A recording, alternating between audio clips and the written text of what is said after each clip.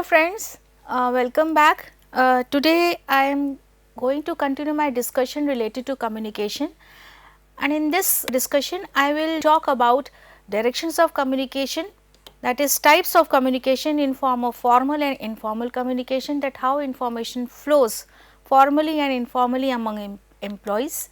Then I will also talk about informal communication and how different patterns of communication takes place in form of rumors, types of rumors and grapevine. Grapevine, a pattern of informal flow of information among members, and most importantly barriers in communication. Before coming to this point, I will start talking about directions of communication, that is formal and informal communication. Formal communication is sharing of official information at the workplace among all the members through established hierarchical structure or organizational structure, which pertains that information will flow from one point to other roots of the organization in a very formalized fashion. There is hierarchy and information will flow in hierarchical manner. It can be defined as a flow of sharing of information regarding organizational activities through a proper channel, right from top to bottom, but it will only flow through proper channel. So, this is informal communication. It is dictated by the established hierarchical organizations of the business and can be defined as sharing information regarding organizational activities. So, examples of formal communication can be in form of reports, in form of post descriptions, it can be about work commands, it can be about sharing of policies and procedures, it can be about distribution of rewards and allocation of resources for performance of the employees. It is also related to sales and marketing of any particular product, even maintaining the inventory, that what kind of units are being used to assemble any product. All these informations are being shared in a very formal fashion, which is termed as formal communication. Most of the time when we are talking about formal communication, it is between the superior and the subordinate, and it comes under formal communication through written, most of the time through written source of communication. So, formal communication is issued by group leaders and managers to assign goals, to retain some information, to retrieve some information from the other authorities, to provide job instructions and formulate company policies and procedures and feedback to employees. Now, feedback is a filter mechanism of information, that who has performed at what level, and that is being communicated to every employee in a formal fashion. This is not only about sharing information, it is about procedures, policies, feedback mechanism, inventory maintenance, about sales, about marketing, about allocation of resources. This is the pattern of formal communication in any organization. So, the direction of communication in formal communication is from top highest authority to the subordinates and through proper channel. So, there are four kinds of formal communication: upward, downward and horizontal. Upward communication, the information is transmitted from a lower to a higher level. Maybe any subordinate would flow the information from his level to the higher authority, that is from subordinates to supervisors, and this kind of communication boosts the morale of the employees and is found in a democratic environment. When any subordinate is approaching or communicating any information to higher authority and it is being acknowledged and appreciated by higher authorities, it has a very profound effect on the employee, because the person feels respected and he experiences a right of freedom to voice his opinion. This kind of communication is only possible or can be experienced where the work environment or the leader is democratic in nature. The other is downward communication. As the term implies, the communication flows from the higher to the lower level, that is from superior to the subordinates, and it is suitably found in any authoritarian environment where strict organizational or hierarchical structure is being followed for the flow of the information. This is downward communication. Other is horizontal or lateral communication. This kind of communication takes place among peers of the same or different departments. That means, here the communication network can also be wheel all channel network. So, in this kind of communication, members from different levels or departments come and interact with each other, share all the technical or formal information with each other regarding the policies and procedures of the overall organization. This is how this type of communication is being maintained under the term formal communication, where all the members of the organization are coming together to share any information. So, upward, downward and horizontal or lateral communication are the three forms of formal communication. So, here it is just a diagram to define and give a pictorial representation that what kind of formal communication flows in any organization. So, it is being mentioned on this slide that when an organization communication occurs by following the prescribed or official or predetermined rules, policy and regulations of the organizations, it is called formal communication. It is governed by the established chain of command. So, in all the three pictures on this slide, there is a formal environment and how communication is being shared among members of the organization. So, we can say that communication can be described in 4 characteristics. That means, formal communication has 4 major characteristics. The first is the density of communication or the volume of information that is being shared among members, the quantity of communication among the members, the distance between the members, how far the message must travel through the network to reach the receiver. So, it all depends between the leader and the manager that which relevant information must go to which level for its processing. This is the distance between the members, that is the leader and the member, the path or the channel to communicate with others, the ease with which members communicate with each other. It all depends on the type of leadership styles that are being followed, whether it is authoritarian, it is democratic or laissez-faire. What kind of leadership patterns are being followed, accordingly the information can be flowed or shared within the other members in the organization. So, the path, if it is downward communication, that is from subordinate to superior, then definitely the channel is open, it is free, but if it is authoritarian, it becomes difficult to channelize the information. And the other is the centrality of the position of members, that is to what extent the members are peripheral to the group. Members who are central to the position are more committed to work than those in less position. For instance, in any stranded or chain command communication network, maybe the first person, the leader or the manager is the central intercommunication network and he is the central to the position. He may be the most person who is very much interested in performing the task, but since the communication network is so slow and stranded that maybe the last member in the network will not have that kind of zest and enthusiasm to perform the task because the communication is obstructive.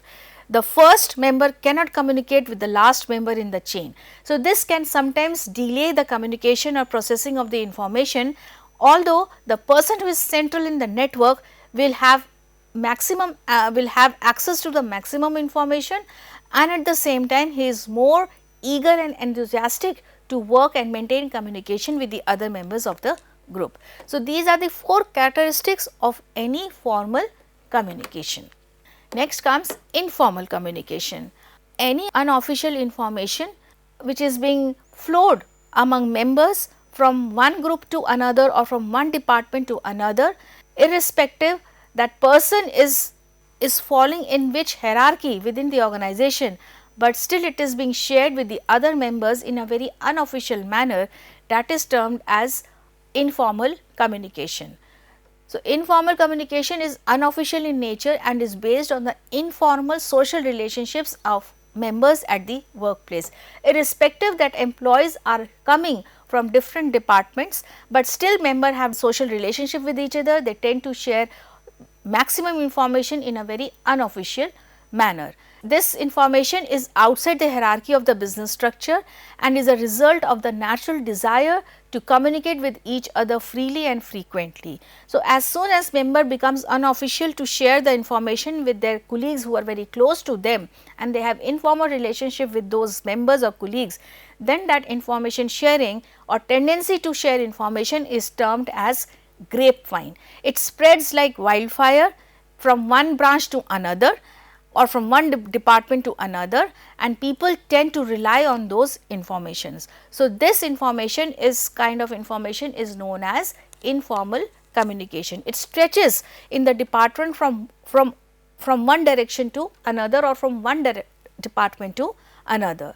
So, grapevine is an informal chain of business communication and is called because it stretches throughout the organization in all directions irrespective of the authority levels. Even the topmost authority can share in any information in a very unofficial manner to different kind of peoples in the department or organization.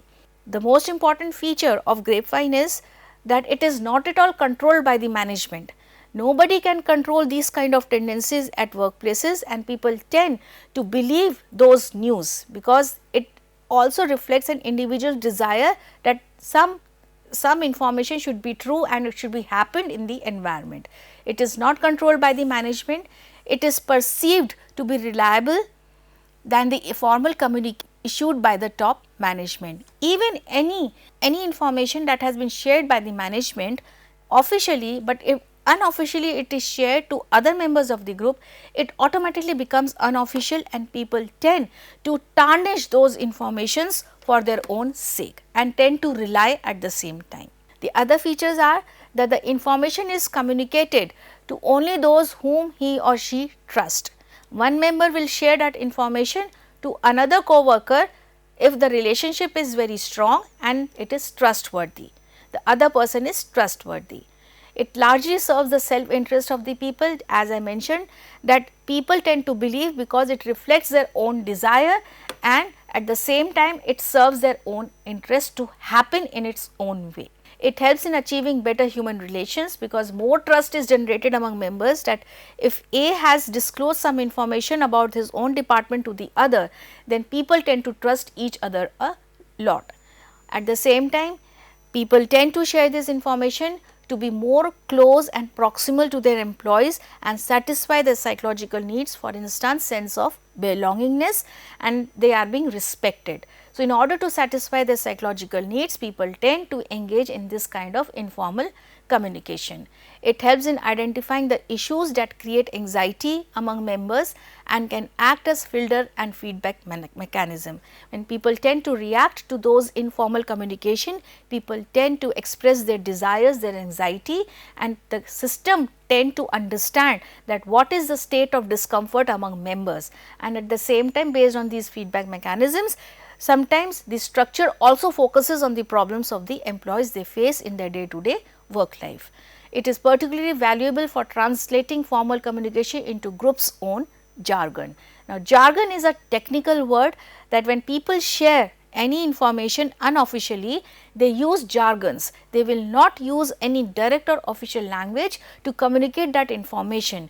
They have a technical language which has a very different meaning, and it is very difficult to crack the meaning of those words. Only people in the same organization can only understand or decode the meaning of those words. So, those words are termed as jargons used in profession and that people easily do not understand. So, this is the nature of informal communication in form of grapevine. Next comes rumors. This is another form of informal communication and is termed as rumor, derived from Latin word rumorum, which means noise. Different kind of rumors, news are coming from all the corners of the organization, and people have different meanings associated with those rumors or information. So, rumors can be defined as a tall tale of explanations of events circulating from one person to another in any organization related to any person, event or object, or related to any issues of public concern. The rumors are recurrent form of communication through which people are caught together in an ambiguous situations. It leads to confusion only, different kind of information is being shared with the members, which is twisted, which is manipulated, and people ultimately fall in a situation of ambiguity, which is full of misinterpretations and ambiguity, that how to understand the real information or crack the meaning of the real information. So, rumors attempt to construct a meaningful interpretation by pooling their intellectual resources. We tend to hear some news within the organization from some person. We are not clear what information is all about, and we tend to pool our own understanding and resources in a very constructive manner and try to associate meaning to that information. This leads to deterioration of information processing, but at the same time it is termed as rumors, because people attempt to create a situation of ambiguity. So, rumors are baseless and unverifiable. Nobody can ask anybody that who has spread this rumor, because it is coming from unreliable resources. We cannot find the original source of that rumor and we cannot verify. They are based on overactive imagination of a person, and it spreads like wildfire. Again, it represents an individual self interest, although it is not going to happen, but when it is being expressed in form of rumor, then it spreads like wildfire. People become confused and elated that something good or bad is going to happen, and it creates anxiety among people. Rumors consist of inaccurate messages and become taken as fact, as it must be true because everyone knows it. Nobody has the idea that from where that rumor, which is a wrong information, has evolved. It is circulating among all the members like wildfire, but people tend to trust it because everybody knows about it. So, they have an impression that if everybody is doing it, then that information has to be true, although the information is not true, and people tend to pool all the intellectual resources to make it true. This is the feature of rumor, which is about recurrent form of communication through people and are caught together in an ambiguous situation. Types of rumors: pipe dreams. Rumors which reflect public desires and wishes for outcomes are known as pipe dreams. For instance, employees would spread any rumor that this Diwali the bonus will be doubled, although it is not going to happen, but it is an employee's self interest to happen. So, it has been spread in a way that people tend to wait that that wish should come true, and it becomes a rumor. Ultimately, the outcome is in form of disappointment when it proves to be false. This is an example of rumor in form of pipe dream, where people have a desire or wish that something should come true, but in the end the outcome of that desire is disappointment, because it was a rumor and the organization did not plan as what the employees are desiring for. The other is bogey rumors.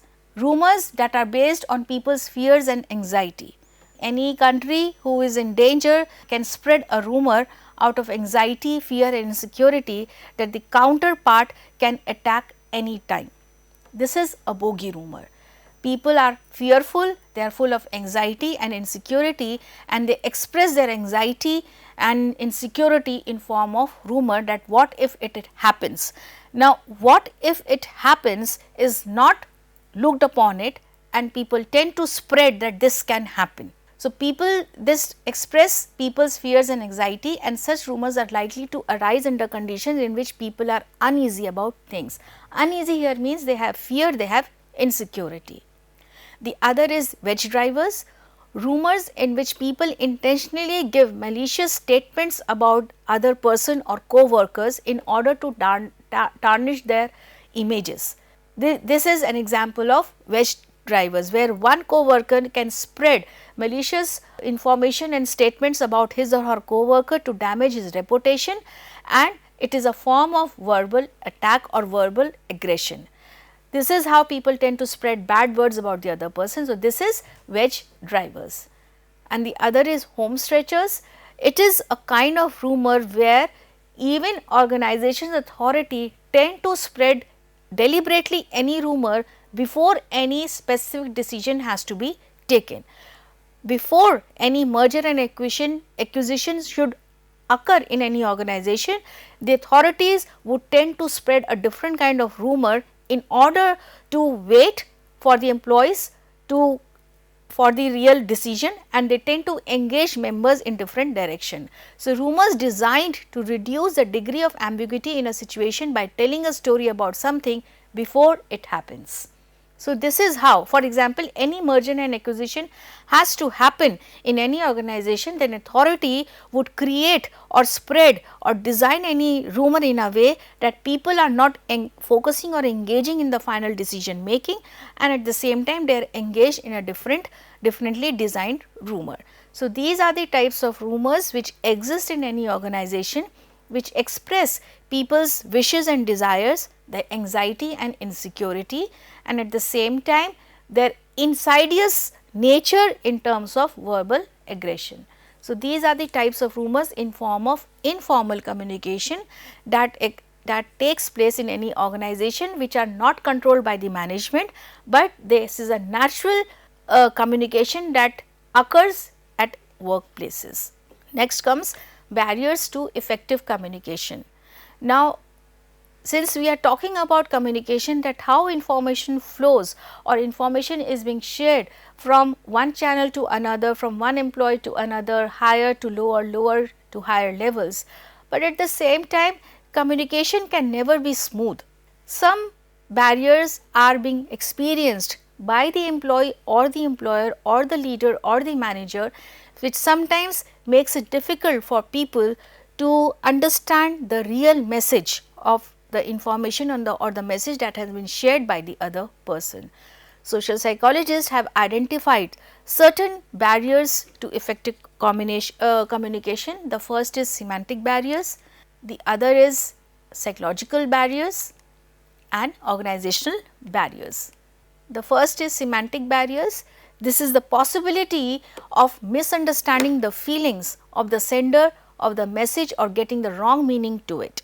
Maybe the sender has shared some information based on his knowledge and experiences and sends the information to the receiver. Since the receiver is not having a concise knowledge about any issue or topic, there are chances that maybe the receiver will be unable to interpret the meaning of the information, and it can create a conflict between the two people.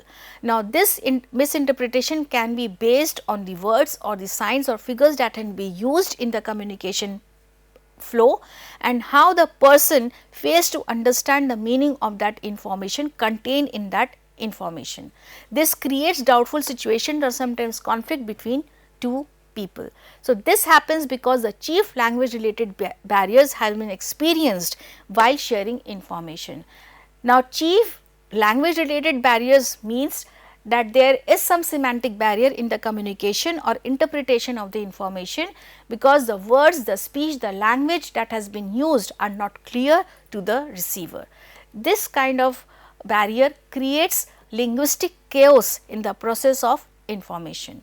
So, semantic barriers can happen because of badly expressed message. For example, the sender has used any improper or obscure language that can hurt the feeling of the receiver, and at the same time the receiver can also misinterpret the information hidden in the message.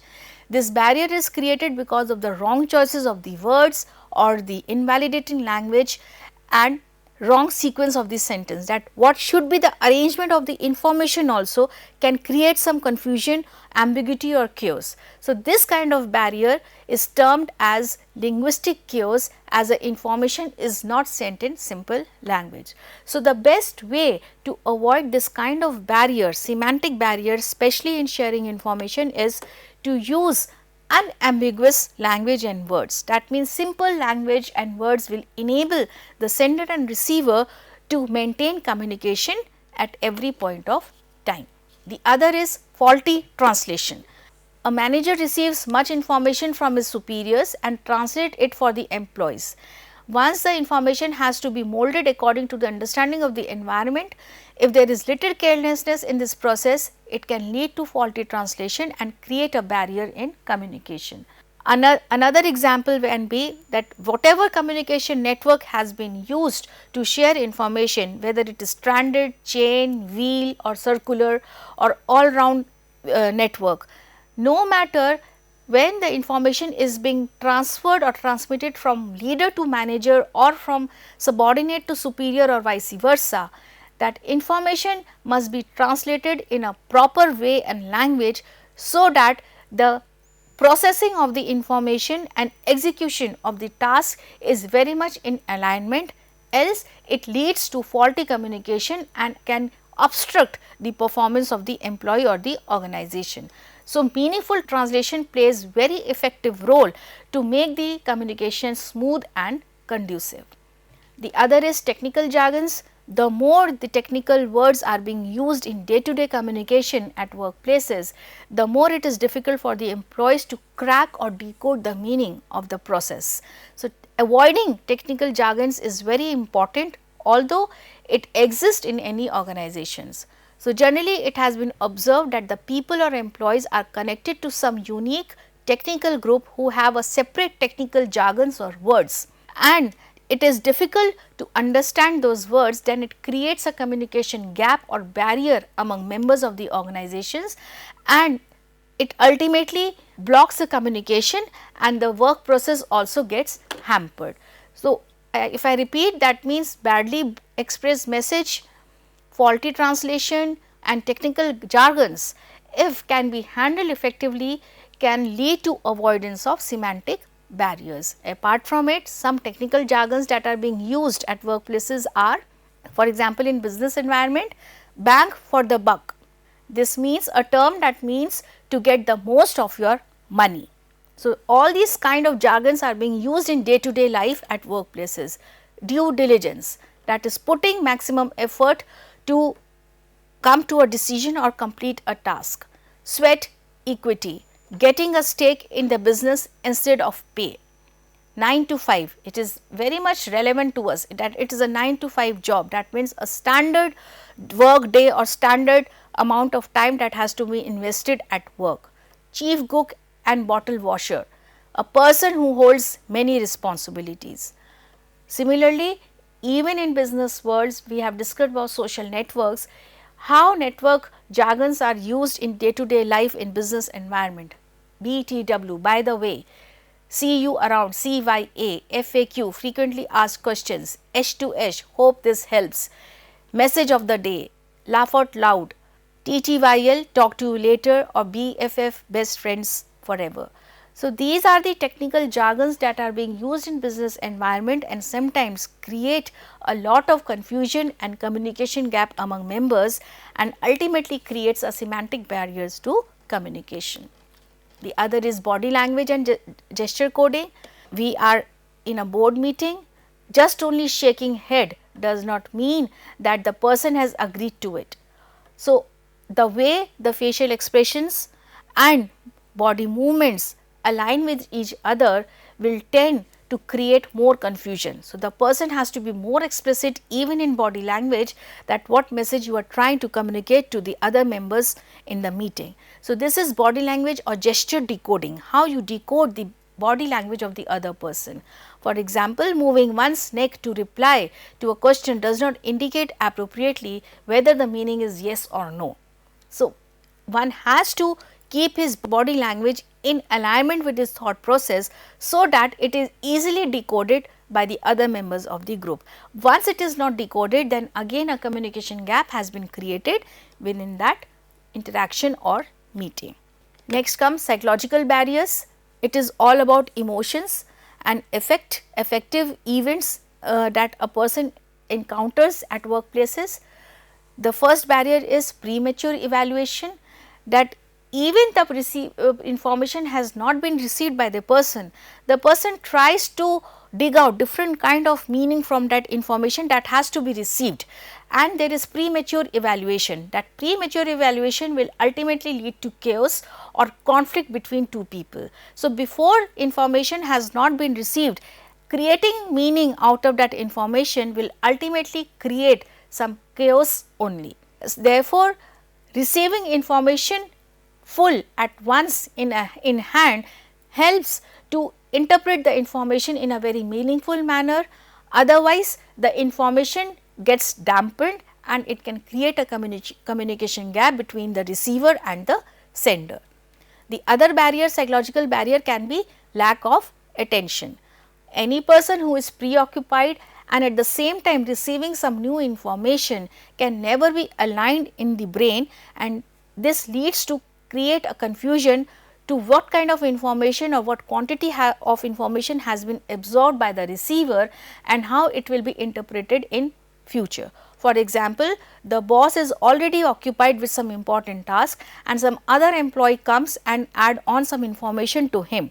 Because the boss is already preoccupied in the previous task, it can lead to distraction and there can be misinterpretation of the information. So, premature evaluation and lack of attention can create a sort of communication barrier between two people. The other is loss of transmission and poor retention. When a person receives a message after it has passed through many people, generally it loses some of its truth. Definitely it can be transformed into rumor or grapevine as well. This is termed as loss of transmission. The loss of real content in the transmission of information during the communication process, it is a psychological barrier because it has a very different impact on one person to another. Whereas poor retention of information means that with every next transfer of information, the actual form of truth in the information is altered. So, definitely one person is receiving this quantity and quality of information. If it is being transferred to the other, half information will be reaching to the next person, and that too with loss of truth in it. So, this creates a psychological barrier based on ambiguity, based on complete information about facts and figures, and how it creates a barrier or difficulty to decode the meaning out of that information. The other is distrust. The sender and the receiver must trust each other. If there is a conflict between the sender and the receiver, both cannot trust each other, and there can be a chances that one person can hide information to share with the other person. So, this has an opposite meaning for the message and the communication will become meaningless. So, trust plays a very important to avoid any kind of barrier in communication. And the last is organizational barrier. This affects the capability of the employees as far as communication is concerned. Some major organizational hindrances in the way of communication are complexity in organizational structure, that is the formal division acts as a barrier in communication. For example, when a lower level employee has to send his message to the superior to the top level, there is a lurking fear in his mind that the communication may be faulty, and this type of fear cannot convey himself clearly.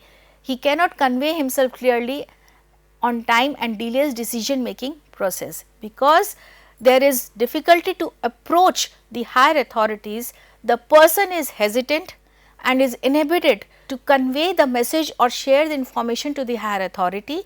When these kind of hesitation and inhibition occurs within an individual, then the person is delayed in processing the information, and the outcome is that there is delayed decision making process which hampers an individual's functionality. This is complexity in organizational structure. If the environment is more democratic in nature, then the same subordinate can easily approach any superior authority, a superior employee or authority, and that decision making can be fastened. This is the difference, that if a structure is complex, then definitely it creates organizational barriers in terms of communication. The other is unwillingness to communicate. The subordinates do not want to send any information to their superiors, and the subordinates feel that the information is negative and will adversely affect them. The effort is made to conceal that information. It becomes imperative to send the information, it is shared in a modified or amended form. Thus, the subordinates, by not clarifying the facts, becomes a hindrance to communication. If there is distrust among members even in the between higher and lower authority, then any information can be amended, can be manipulated, which can create a sense of distrust among members, and as a result the communication becomes hampered. So, unwillingness to communicate either from the subordinate side or from the superior authority side, any end that manipulates the information will make or create a barrier in the communication process, and the other is lack of proper incentive. Lack of incentive to the subordinates creates a hindrance to communication. Here lack of incentive means that their suggestions or ideas are not given any importance. The more the system is free, the structure is free and approachable to each other, people have more confident on the higher authorities, trust on the higher authorities that their ideas and opinions will be respected, or they have right to voice their opinion. So, it is an incentive to them to understand each and every word of the communication sharing, but once they understand that there is no respect to their own opinions and beliefs, then subordinates itself become indifferent towards the higher authorities, and it creates a communication gap among higher and lower authorities. So, based on these barriers, we can say that if the organization structure is less complex, members are more willing, especially the lower level employees are more willing to share information based on the type of environment they have, and having incentives of freedom to voice their opinion can reduce organizational barriers to communication. This is all about communication, barriers to communication. We are through with this unit. Thank you so much.